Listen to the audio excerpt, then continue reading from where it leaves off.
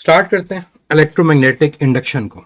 Electromagnetic induction में हमारा जो सबसे पहला जो टॉपिक है that is about motional EMF. Motional EMF का कॉन्सेप्ट आपको पता है कि जब कोई कंडक्टर मूव करेगा मैग्नेटिक फील्ड में उसका फ्लक्स चेंज होगा, वो फ्लक्स के चेंज होने की वजह से उसमें ईएमएफ इंड्यूस होगा। ये डायनेमिक ईएमएफ भी कहलाता है। डायनेमिक का ताल्लुक भी हमारे पास मोशन के साथ होता है। जैसे जनरेटर की कॉइल है, मैग्नेटिक फील्ड में रोटेट करती है तो उसकी मोशन की वजह से फ्लक्स चेंज होता है। तो जहां भी मोशन की वजह से फ्लक्स चेंज हो और ईएमएफ इंड्यूस हो, हम उसको नाम मोशनल ईएमएफ का देते हैं। अब मोशनल ईएमएफ का केस हम जो डिस्कस करते हैं वो कंडक्टिंग रेल्स वाला है, लेकिन magnetic force on a conductor और यहां पर डिफरेंस ये है कि वहां पर सिस्टम अटैच होता है बैटरी के साथ और यहां अटैच होता है गैल्वेनोमीटर के साथ। वहां करंट को प्रोड्यूस करना होता है और यहां पर आपने करंट को डिटेक्ट करना है जो प्रोड्यूस होगा। तो ये कंडक्टिंग रेल मैग्नेटिक फील्ड इस जगह पर प्रेजेंट है इनटू द प्लेन।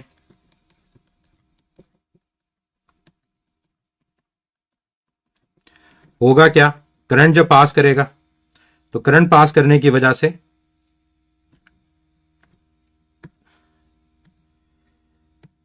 करंट कह रहा हूं, कंडक्टर को जब मूव करवाएंगे तो कंडक्टर को मूव करने की वजह से इस कंडक्टर का फ्लक्स चेंज होगा। तो जिस डायरेक्शन में मूव करवाया उस डायरेक्शन में मैंने इस वेलोसिटी वेक्टर को मार्क कर दिया।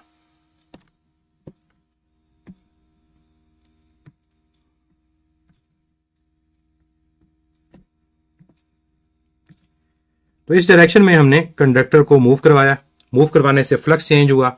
जब रूल अप्लाई करोगे तो होगा क्या, पॉजिटिव चार्जेस मूव करेंगे फ्रॉम ए टू बी, और जब positive charge A to B move करेगा तो एक एंड बन जाएगा पॉजिटिव और एक एंड बन जाएगा नेगेटिव। और ये पता है आपको पॉइंट कि जहां से पॉजिटिव चार्ज चला जाता है वो बन जाता है आपके पास नेगेटिव, और जहां पॉजिटिव चार्ज इकट्ठा हो रहा होगा वो बन जाएगा आपके पास पॉजिटिव। तो ए से पॉजिटिव चार्ज चला गया, ये नेगेटिव बन जाता है, ये पॉजिटिव बन जाता है। तो ये करंट की डायरेक्शन होती है। तो सर्किट में करंट की जो डायरेक्शन है वो बी से ए, और इनसाइड द सर्किट कंडक्टर जो करंट की डायरेक्शन है that is from A to B. तो ये जो पोटेंशियल डिफरेंस क्रिएट हुआ ए और बी के दरमियान, कि यहां पर आपके पास नेगेटिव पोटेंशियल है और यहां आपके पास पॉजिटिव पोटेंशियल है, ये पोटेंशियल डिफरेंस आपके पास ईएमएफ कहलाता है, मोशनल ईएमएफ। क्या है इसका फार्मूला? इसका फार्मूला आपके पास होता है E is equal to VBL sine of theta. V velocity, B magnetic field, L उस कंडक्टर की लेंथ। अब यहां पर आपके पास जो थीटा है ये किन के दरमियान एंगल है? Theta is the angle between velocity और मैग्नेटिक फील्ड। ये वेलोसिटी और मैग्नेटिक फील्ड के दरमियान एंगल है। फिर इन फार्मूलाज के अंदर नेगेटिव साइन भी आता है, और negative sign direction of induce current जिसको लेंज़ लॉ एक्सप्लेन करता है उसकी वजह से आएगा, जो क्या है, हमेशा करंट अपने कॉज को अपोज करेगा। तो ये डायरेक्शन ऑफ इंड्यूस करंट है जो हमेशा अपने कॉज को अपोज करता है, और ये कौन एक्सप्लेन करता है? ये लेंज़ लॉ एक्सप्लेन करता है।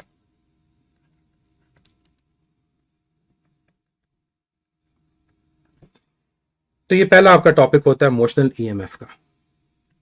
सेकंड आपके पास जो topic that is Faraday's law.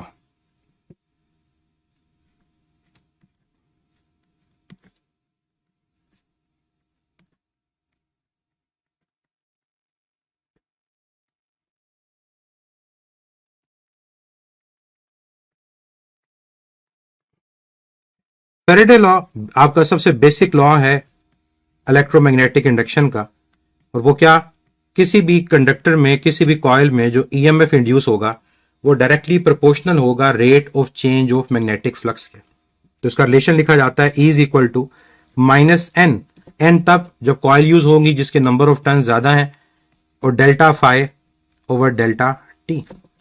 अब फ्लक्स आप जानते हो किसके इक्वल है? फ्लक्स आपके पास डॉट प्रोडक्ट है बिटवीन मैग्नेटिक फील्ड इंटेंसिटी। तो ये फार्मूला आपके पास B dot A over delta T, यूं भी लिखा जा सकता है।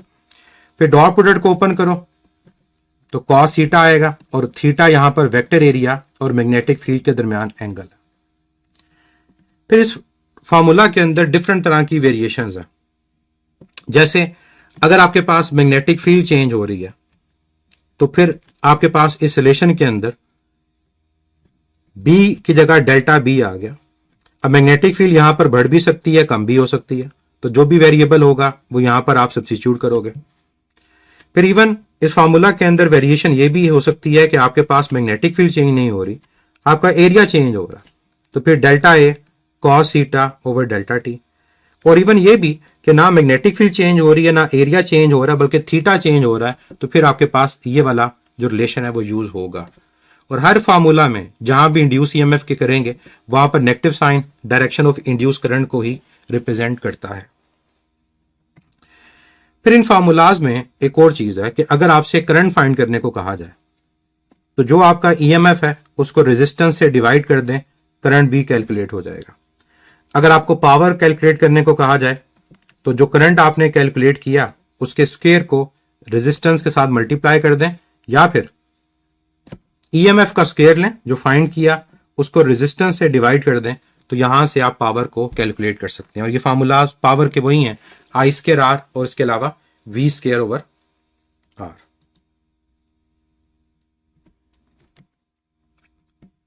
नेक्स्ट, म्यूचुअल इंडक्शन और सेल्फ इंडक्शन।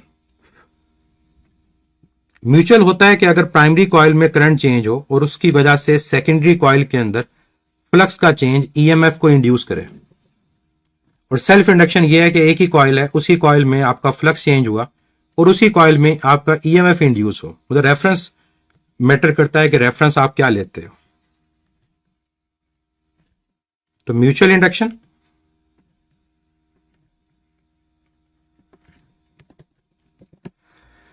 कि दो कॉइल्स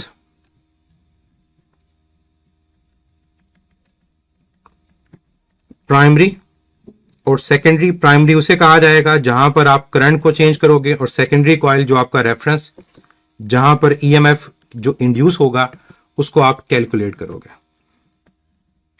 जैसे ट्रांसफार्मर में प्राइमरी कॉइल जो एसी के साथ अटैच है वो प्राइमरी कॉइल है,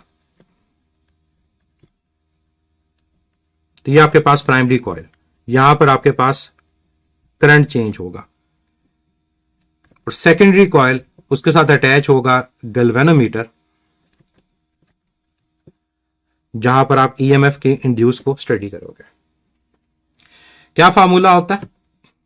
EMF induce in a secondary coil is equal to -m times rate of change of current in the primary coil.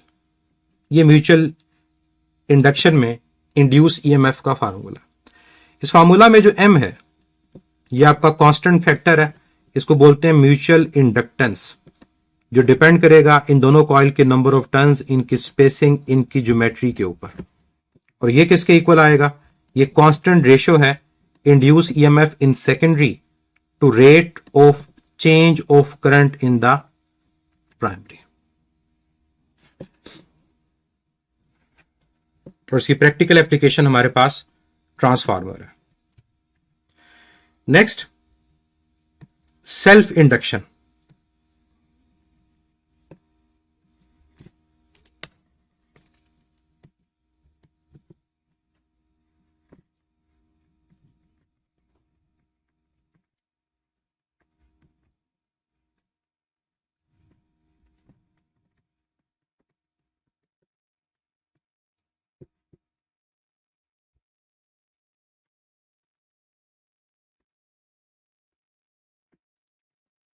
Next is self induction. Self induction में आपके पास दो coils नहीं, एक सिंगल कॉइल ही use होती है, और उसी कॉइल के अंदर आपका करंट का जब चेंज होगा उसी कॉइल में फ्लक्स चेंज होगा, तो उसी में ईएमएफ जो इंड्यूस है अगर उसको फाइंड किया जाए, उसको डिस्कस किया जाए, तो ये हमारे पास कहलाता है सेल्फ इंडक्शन। तो सेल्फ इंडक्शन में यही करंट चेंज हुआ, इसी कॉइल का फ्लक्स चेंज हुआ और इसी कॉइल में ईएमएफ इंड्यूस हुआ। और एक और चीज इंपॉर्टेंट यहां पर कि जो ये ईएमएफ इंड्यूस होता है इसको बैक ईएमएफ का नाम भी दिया जाता है।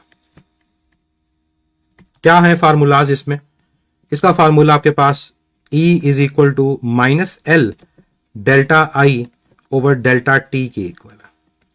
इस फार्मूला में L आपके पास है सेल्फ इंडक्टेंस, जिसको अकेली इंडक्टर की इंडक्टेंस भी कहते हैं, इंडक्टेंस ऑफ एन इंडक्टर। और ये किसके इक्वल है? It is a constant ratio between EMF to rate of change of current. जिसका म्यूचुअल इंडक्टेंस डिपेंड करता है दोनों कॉइल्स की ज्योमेट्री, नंबर ऑफ टर्न्स के ऊपर, इसी तरह से जो सेल्फ इंडक्टेंस है ये डिपेंड करता है, एक ही कॉइल है तो उसकी नंबर ऑफ टर्न्स उसी की ज्योमेट्री के ऊपर।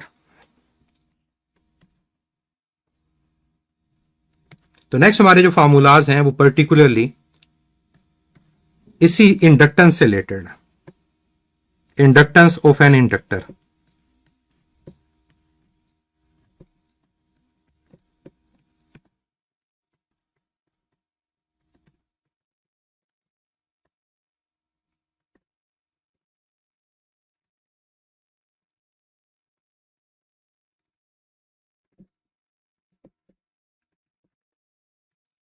इंडक्टेंस के फार्मूलाज क्या हैं? देखिए, एक फार्मूला जो आपने भी लिखा कि ये रेशो है EMF to rate of change of current, इससे ये पता नहीं चलता ये किस पे डिपेंड करेगा। इसी तरह से इसका एक फार्मूला और भी है, एन फाई ओवर आई। यहां पर भी फ्लक्स और करंट एक दूसरे पे डिपेंड करते हैं, इंडक्टेंस कांस्टेंट है। इंडक्टेंस का जो मेन फार्मूला वो है mu naught N square A L, और इस फार्मूला में जो स्मॉल एन है ये number of turns per unit length है। तो इस फार्मूला में जब स्मॉल एन की वैल्यू को पुट करोगे तो आपके पास लेंथ के साथ जो रिलेशन है वो डायरेक्ट नहीं, वो आपके पास इनवर्स हो जाएगा। तो डिपेंड करता है कि स्मॉल एन की फॉर्म में या कैपिटल एन की फॉर्म में किस फॉर्म में डेटा गिवन है, उसके अकॉर्डिंग आप इंडक्टेंस के रिलेशन को यूज करते हो। तो mu naught n square a l या mu naught n square a divided by l, इसमें स्मॉल एन का डिफरेंस होगा और यूनिट स्मॉल एन का वही सोलिनॉइड की तरह पर मीटर ही होगा।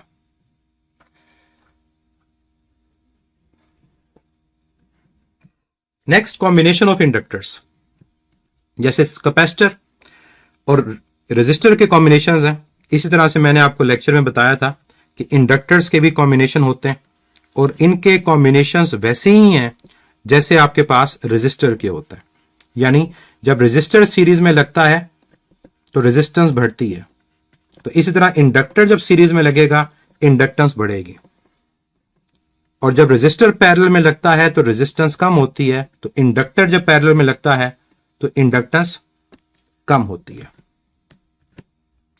कैपेसिटर का कॉम्बिनेशन स्प्रिंग्स के कॉम्बिनेशन से मैच करता है और इंडक्टर और रेजिस्टर का कॉम्बिनेशन रिजल्ट वाइज एक दूसरे से मैच करता है।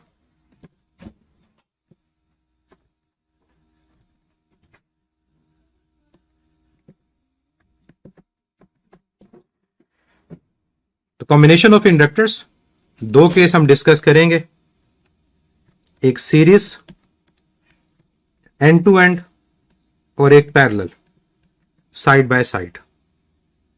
एक ये इंडक्टर हो गया, एक ये इंडक्टर हो गया, इसकी इंडक्टेंस L1, इसकी इंडक्टेंस L2, और पैरेलल के केस में ये आपके पास दोनों इंडक्टर्स हैं, इसकी इंडक्टेंस L1, इसकी इंडक्टेंस L2।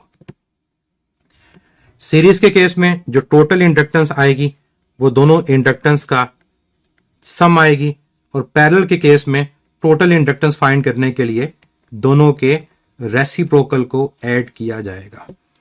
ये आपके पास कॉम्बिनेशन ऑफ इंडक्टर्स के रिजल्ट्स हैं।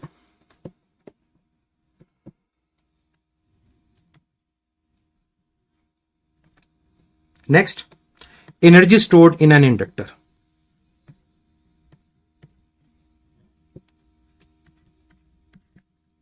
कैपेसिटर में जैसे एनर्जी स्टोर होती है in the form of electric field, inductor में एनर्जी स्टोर होती है in the form of magnetic field. तो energy stored in an inductor, क्योंकि इंडक्टर और कैपेसिटर एनर्जी स्टोरेज डिवाइसेस हैं, और रेजिस्टर एनर्जी को स्टोर नहीं करता बल्कि डेसिपेट करता। इसी वजह से इंडक्टर और कैपेसिटर की जो पावर डेसिपेशन होती है वो जीरो नहीं होती, वो जीरो होती है सॉरी, और जो हम बात करते हैं रेजिस्टर के केस में, उस केस में वो नॉन जीरो होती है। ये जब हम alternating current across resistor, inductor और कैपेसिटर पढ़ते हैं तो ये पॉइंट वहां भी डिस्कस होता है। Energy stored in an inductor. क्या है फार्मूला? जो सबसे बेसिक फार्मूला वो मैं ग्राफ से यहां पर डिस्कस करूंगा कि अगर ग्राफ ड्रॉ किया जाए फ्लक्स का और करंट का, या फिर एन फाई और करंट का, तो वो डायरेक्ट रिलेशन होता है क्योंकि फ्लक्स करंट के प्रोपोर्शनल है। इस ग्राफ की जो स्लोप है और इसका एरिया, ये हमें दो रिजल्ट देता है। इस ग्राफ की स्लोप अगर फाइंड करें तो वो आपके पास एन फाई ओवर आई वो इंडक्टेंस के इक्वल आएगी। और अगर इस ग्राफ में एरिया फाइंड किया जाए, एरिया अंडर द कर्व जो बन रहा है, तो ये एनर्जी स्टोर्ड के इक्वल आता है। तो फ्लक्स और करंट के ग्राफ में दो चीजें हमें पता चलती हैं, स्लोप से इंडक्टेंस और एरिया अंडर द ग्राफ से एनर्जी स्टोर्ड। अब फार्मूला क्या है एनर्जी का? यहीं से फार्मूला सबसे बेसिक आपके पास आता है और वो है half time n phi into I. बाकी फिर इसी से ड्राइव होते हैं। जब आप इसके फार्मूला के अंदर सब्स्टिट्यूशन करते जाते हो तो आपके जो बाकी रिजल्ट्स हैं वो ड्राइव होते हैं। तो अब वो फार्मूलाज क्या क्या हैं मैं सारे यहां मेंशन करता हूं। दूसरा फार्मूला आपके पास जो आता है एनर्जी का वो half time L I square आता है। जैसे हाफ सी वी स्क्वायर था, ये हाफ एल आई स्क्वायर है। फिर इसमें फर्दर वैल्यूज पुट करें तो ये फार्मूला बन जाता है in terms of magnetic field. जैसे कैपेसिटर का in terms of electric field है, उसमें बी ई स्क्वायर आता है, इसमें बी स्क्वायर आता है। वहां ए डी वॉल्यूम है, या ए एल आपका वॉल्यूम है ओवर म्यू नॉट। और इसके अलावा लास्ट इसका relation half mu naught n square I square into A L. ये आपके पास एनर्जी स्टोर्ड के डिफरेंट इसके रिलेशंस हैं। एनर्जी डेंसिटी मैंने बताया था आपको कैपेसिटर के केस में भी, और यहां पर भी बता दूं कि एनर्जी डेंसिटी जहां पर भी हो यह हमेशा वॉल्यूमेट्रिक होती है। सिंबल इसका small you. Energy stored per unit volume, और इस केस में वॉल्यूम एरिया इनटू लेंथ है क्योंकि जो आपने इंडक्टर यूज किया उस इंडक्टर का एरिया अगर मल्टीप्लाई हो जाएगा लेंथ से तो उस इंडक्टर का वॉल्यूम आ जाएगा। तो इससे आपका जो फार्मूला ड्राइव होता है एनर्जी डेंसिटी का वो आता है half B square over mu naught. ये एनर्जी डेंसिटी के रिलेशंस।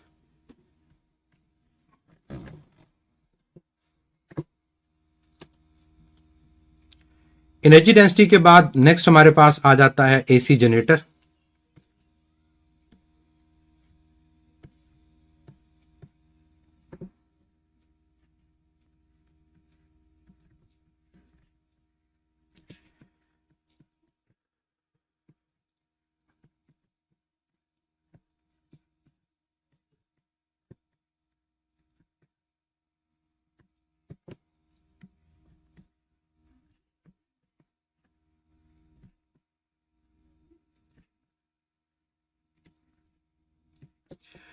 एसी जनरेटर में हमारा जो रिलेशन है वो क्या यूज होता है ईएमएफ के लिए? E is equal to n omega a b नवाब, और साथ आता है साइन थीटा। इस फार्मूला में आपके पास ओमेगा एंगुलर फ्रीक्वेंसी है, उसकी जगह 2 पाई एफ या 2 पाई ओवर टाइम पीरियड भी यूज हो सकता है। ए एरिया है, और अगर देखा जाए तो हमारे पास जनरेटर में जो कॉइल है वो रेक्टेंगुलर है, तो एरिया लेंथ इनटू विड्थ भी यूज हो सकता है। थीटा किसके दरमियान एंगल है? याद है किसी को कि जनरेटर के केस में हमारे पास जो थीटा है किसके दरमियान एंगल है? ये between vector area and magnetic field है। जैसे टॉर्क के केस में साइन आया था तो वेक्टर एरिया और मैग्नेटिक फील्ड का, तो यहां पर भी ये between vector area and magnetic field. और फिर जब मैक्सिमम ईएमएफ की बात की जाती है एंगल 90 के ऊपर, तो मैक्सिमम ईएमएफ आपके पास 90 डिग्री पर, और उसके लिए आप सिंबल यूज करते हो ई नॉट, और वो इक्वल है एन ओमेगा ए बी। और आपस में इनको आप कंपेयर करें तो पहला फार्मूला आपका बन जाएगा ई नॉट इंटू साइन थीटा, क्योंकि आपने एन ओमेगा ए बी की जगह ई नॉट लिख दिया। तो इसके फार्मूला के भी वेरिएबल्स का ख्याल रहे कि वेरिएबल्स क्या क्या हैं। आपके पास number of turns omega area और मैग्नेटिक फील्ड। और जनरेटर के केस में आपके पास जो पोल्स फेसेस होते हैं वो कर्व्ड होते हैं ताकि मैग्नेटिक फील्ड जो प्रोड्यूस हो वो रेडियल हो, स्ट्रांग हो। इसके अलावा आपके पास बीच में आर्मेचर कॉइल,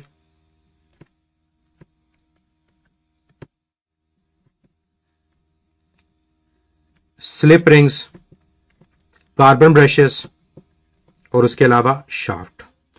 तो यहां पर आप इनपुट देते हो मैकेनिकल एनर्जी और आपको आउटपुट मिलता है अक्रॉस द कार्बन ब्रशेस। तो एक रिंग यहां अटैच होती है और एक रिंग यहां अटैच होती है और इन रिंग्स के साथ अटैच होते हैं ब्रशेस जहां से आप आउटपुट लेते हो। तो यहां पर आपको आउटपुट मिलता है जो अल्टरनेटिंग करंट की फॉर्म में होता है। एसी जनरेटर का ग्राफ साइनोसाइडल, साइन वेव जैसा सिंपल हार्मोनिक मोशन का ग्राफ है, उसी तरह से एसी का भी ग्राफ होता है। ग्राफ चाहे तो आप ईएमएफ और थीटा के दरमियान ड्रॉ कर लें या थीटा की जगह टाइम ले लें, या फिर आपके पास ये ग्राफ करंट और टाइम का हो सकता है। ग्राफ की शेप क्या है? Sinusoidal, sine wave. जैसे साइन थीटा की वैल्यू के साथ आपकी वैल्यू क्या हो रही होगी, वो चेंज हो रही होगी। अब डिफरेंट पॉइंट्स अगर मार्क करते हैं तो ये पॉइंट है जहां पर आपका एंगल 0 है, ये पॉइंट जहां ईएमएफ मैक्सिमम और पॉजिटिव, इस पॉइंट पे एंगल 90 है, यहां दोबारा ईएमएफ 0, एंगल 180 है, यहां पर आपके पास एंगल 270 और ईएमएफ मैक्सिमम है और नेगेटिव है, और ये है 360, ईएमएफ दोबारा 0 हो गया। तो कॉइल जैसे जैसे रोटेट करती जाती है उसके अकॉर्डिंग हमारे पास ईएमएफ की वैल्यू आ रही होती है। और इस फार्मूला, इस ग्राफ के अंदर जो अलोंग एक्स एक्सिस क्वांटिटीज हैं इनको फेस कहा जाता है, क्योंकि इनके रिस्पेक्टिवली हमारे पास ईएमएफ की जो वैल्यू है वो चेंज हो रही होती है। तो कॉइल की ओरिएंटेशन जैसे जैसे चेंज होगी इस मैग्नेटिक फील्ड के अंदर, उसके अकॉर्डिंगली हमारे पास ईएमएफ भी इंड्यूस होगा। जैसे सबसे पहले अगर डायग्राम में देखें तो उस केस में हमारे पास जो कॉइल की ओरिएंटेशन होगी वो इस तरह से होगी कि आपका जो वेक्टर एरिया वो मैग्नेटिक फील्ड के पैरेलल होगा, मतलब कॉइल यूं पड़ी होगी 0 डिग्री पर। तो इस केस में आपका वेक्टर एरिया मैग्नेटिक फील्ड के पैरेलल है, साइन 0 0, ईएमएफ आपके पास 0 है। कॉइल जब 90 डिग्री रोटेट करेगी तो 90 डिग्री के ऊपर जो वेक्टर एरिया वो मैग्नेटिक फील्ड के क्या आ जाएगा, परपेंडिकुलर। तो ये कॉइल 90 डिग्री रोटेट हुई, वेक्टर एरिया अब इनवर्ट चला गया, ये आपके पास मैग्नेटिक फील्ड, एंगल कितना है 90, ईएमएफ मैक्सिमम। तो इस तरह से कॉइल डिफरेंट पॉइंट्स पे रोटेट करती है और हमारे पास ईएमएफ की जो वैल्यू है वो चेंज हो रही होती है। तो बाकी मैं ड्रॉ नहीं कर रहा, ये लेक्चर में हमने इसको ड्रॉ किया था। तो मेनली जो हमें एंगल देखना है वो बिटवीन वेक्टर एरिया और मैग्नेटिक फील्ड देखना होता है। डीसी जनरेटर में कोई फार्मूला हमारा ऐसा नहीं है। इसके बाद फिर फार्मूला आ जाता है back EMF effect in generator का, बल्कि बैक मोटर इफेक्ट जनरेटर में होता है, back EMF effect in Motors.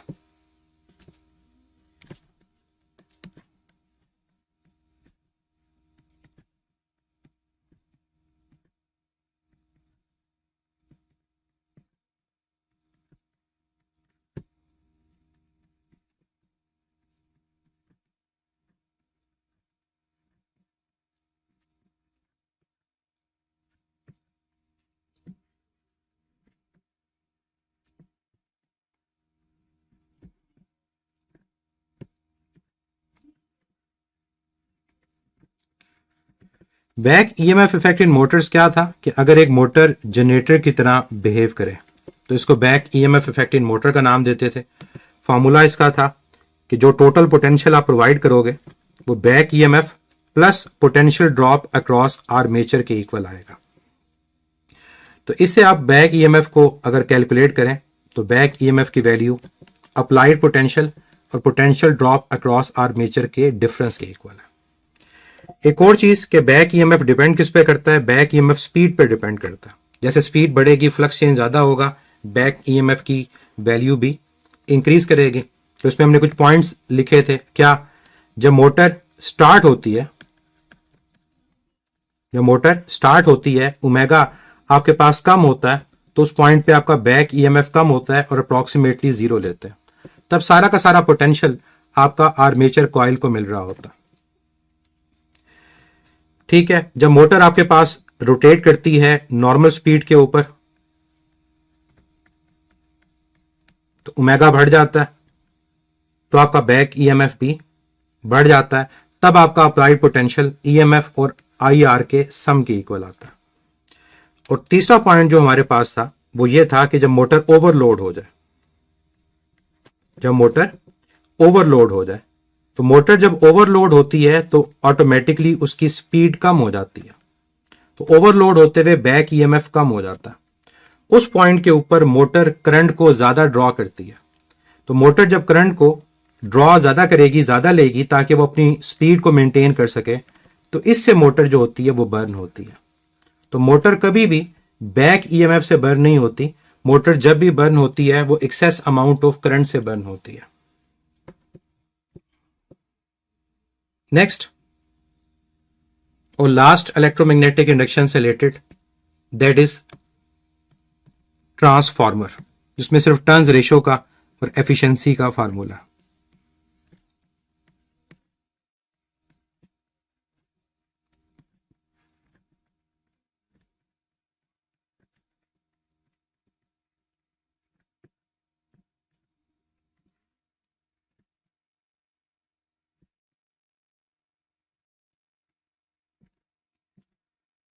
तो ट्रांसफार्मर, ये उसका symbol, primary coil, secondary coil और बीच में आयरन कोर। इसमें जो फार्मूला हमें पता होना चाहिए वो टर्न्स रेशो का पता होना चाहिए, जिसको टर्न्स रेशो के अलावा ट्रांसफॉर्मेशन रेशो भी कहा जाता है। तो टर्न्स रेशो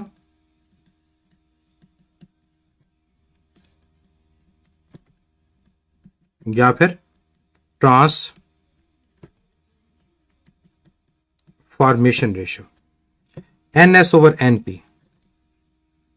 ये टर्न्स रेशो किसके इक्वल है, VS ओवर VP, तो पोटेंशियल के साथ डायरेक्ट रिलेशन और करंट के साथ इनवर्स, IP ओवर IS। इसके अलावा अगर आपके पास एक रियल ट्रांसफार्मर है तो उसकी एफिशिएंसी का फार्मूला, एफिशिएंसी हमारे पास होती है आउटपुट ओवर इनपुट, तो secondary power over primary power,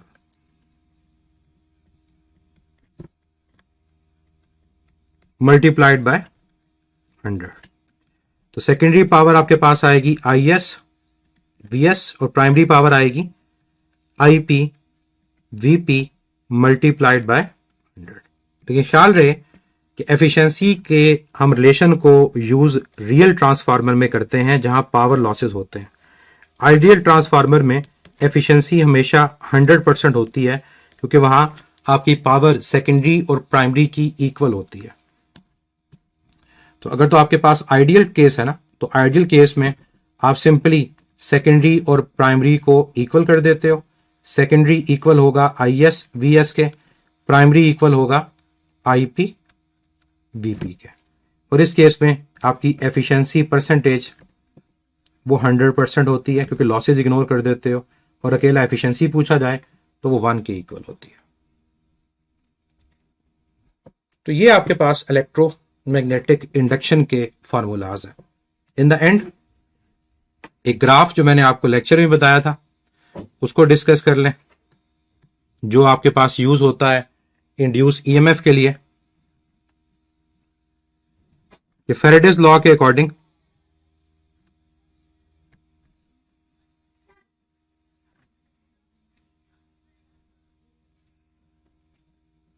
अगर ग्राफ ड्रॉ किया जाए इंड्यूस ईएमएफ का और फ्लक्स का, या ग्राफ ड्रॉ किया जाए करंट का और फ्लक्स का, तो फर्स्ट करें हम जो ग्राफ है वो एसी के अकॉर्डिंग ड्रॉ करते हैं और साइन वेव ड्रॉ करते हैं।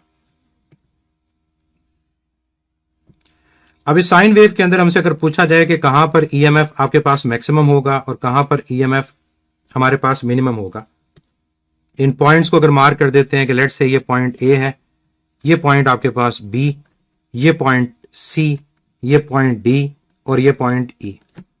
तो ईएमएफ प्रोपोर्शनल है rate of change of flux के। और अगर इवन हम सेल्फ इंडक्शन की बात करें तो आप हमारे पास जो ईएमएफ है वो प्रोपोर्शनल है rate of change of current के। और rate of change of current हमारे पास फ्लक्स पे डिपेंड करता है। तो ग्राफ जो है उसमें हमारे पास चाहे करंट लिया जाए चाहे फ्लक्स लिया जाए, दोनों के रिलेटिव ईएमएफ इंड्यूस होगा। और दोनों से हमें एक ही बात पता चलती है, और वो क्या बात पता चलती है कि इस ग्राफ में जो स्लोप है वो इसके इक्वल है, delta phi over delta T के, क्योंकि स्लोप होता है tan थीटा और tan है परपेंडिकुलर ओवर बेस। तो परपेंडिकुलर डेल्टा फाई, बल्कि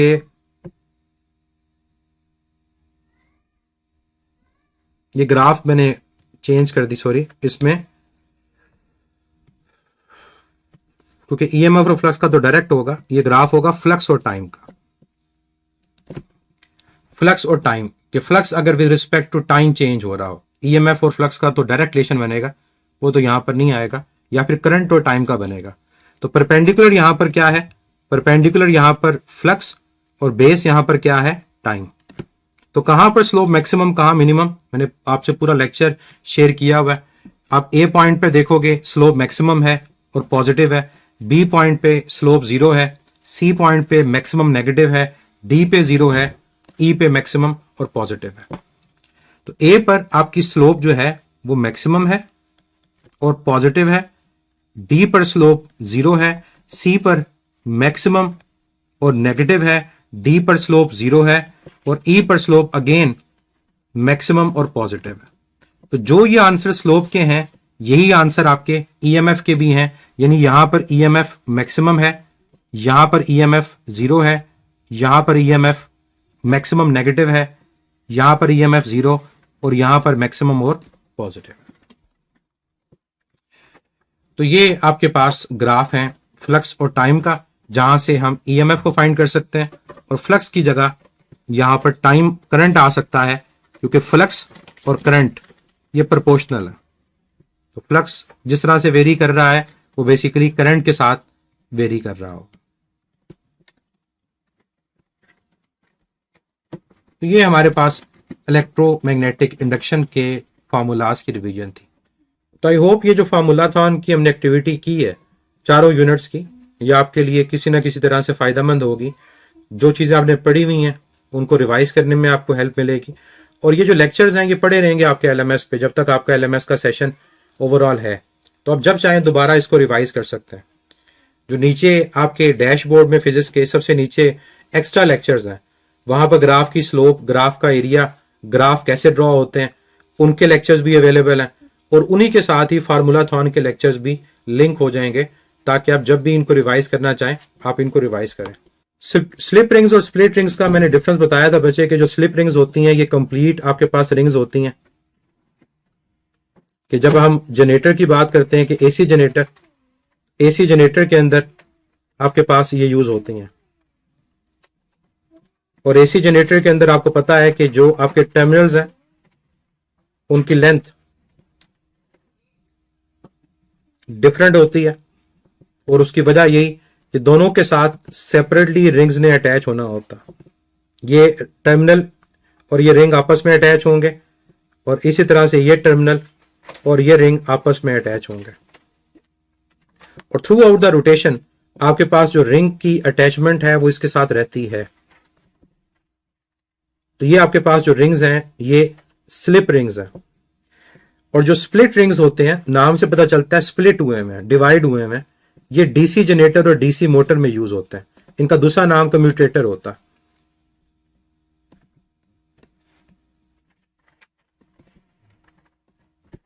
इसके अंदर आपके पास जो टर्मिनल्स हैं उनकी लेंथ इक्वल होती है, और इनमें हाफ हाफ रिंग जो है वो आपके पास अटैच होती है।